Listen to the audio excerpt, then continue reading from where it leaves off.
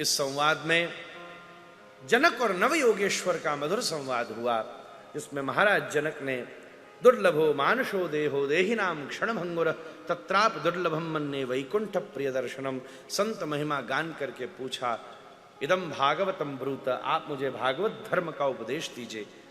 तो योगेश्वर जवाब देते हैं, ये वही भगवता प्रोक्ता उपाया ह्यात्मलब्धये अंजः पुंसाम विदुषाम विद्धि भागवता हितान ज्ञानास्थाय नरो राजन न प्रमाद्येत करेचित धावन निविल्यवा नेत्रे न स्खलेत न पतेति।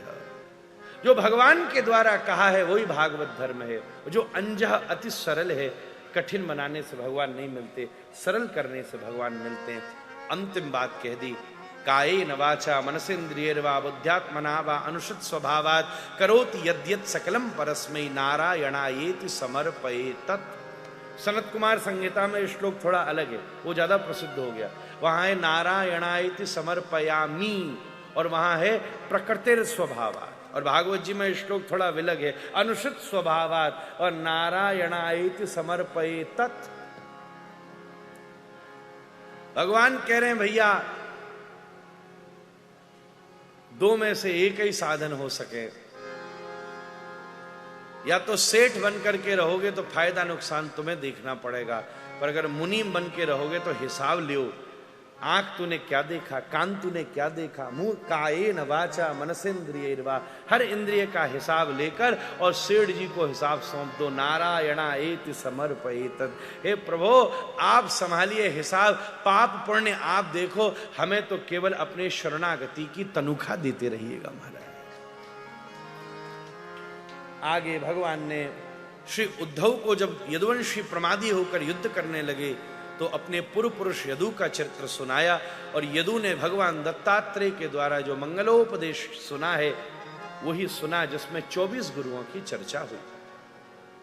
बस 1 मिनट में अब हम विसर्जन करें। महाराज जी ने आज्ञा दी थी, उसकी पूर्ति हो रही है। भंडारे का टाइम हो रहा है महाराज। कई सज्जनों का मुख देखकर ही पता चल रहा है कि भंडारे का समय हो रहा है महाराज। इधर बैठे। इसलिए पृथ्वी वायुराकाश मापोग्निश्चंद्रमा रवि कपोतो जगर सिंधु पतंगो मधुकृत गज मधुहा हरिणो मीना पिंगला स्कुरोर्भकः कुमारी सरकृत सर्प उर्णनाभि सुपेशकृत। इस प्रकार 24 गुरु बनाए हैं। गणिका उसमें गुरु हैं, सर्प गुरु हैं, कपोत गुरु हैं, एक कन्या गुरु है। दत्तात्रेय गए, क्या हो रहा है? बोले कन्या का जन्म हुआ 20 वर्ष बाद। अब क्या हो रहा है? ब्याह हो रहा है। दत्तात्रेय खड़े हुए, घोड़ा पे बैठ के कोई आया, स्वाहा स्वाहा हुई और विदा हुई। कन्या रो रही है, सब रो रहे हैं। दत्तात्रेय हाथ फैला के खड़े हो गए, कहाँ जा रही है? बोले मैं तो जा रही हूं अपने घर। बोले ये तो माता पिता का मायका हो गया। अच्छा, पिता बोला हट जाओ। बोले हट जाओ तो फिर रोकाई को रिया, एक बार इससे पूछने तो दे मुझे। हे कन्या, तू इनमें से किसी को जानती है? बोले मैं तो नहीं जानती, अभी 3 घंटे पहले मिली हूं। बोले पर अब घर तो मेरा यही है, पंडित जी ने कह दिया है, तो शादी हो गई मेरी। दत्तात्रेय ने लगाई लंबी डंडोत। बोले आज के बाद तो कन्या ही मेरी एक गुरु है। इस दुनिया में हम कुंवारी कन्या की तरह ही रहेंगे और एक दिन श्री रघुनाथ के साथ ब्याह करके घोषणा कर देंगे, ये माया का संसार तो पराया घर है और श्री अयोध्या और श्री राम के चरण ही हमारा घर है। हमारा कुमारी सरकृत सर्प। अब ये तो ऐसा विषय महाराज, दत्तात्रेयोपाख्यान नवयोगेश्वरोपाख्यान दास को 5-5, 10-10 दिन, 11-11 दिन तक चर्चा करने का अवसर बना है। अब ये तो समास व्यास की विधि से केवल हल्को सो आचमन कर लियो जा रही है, उसका अपना आनंद है।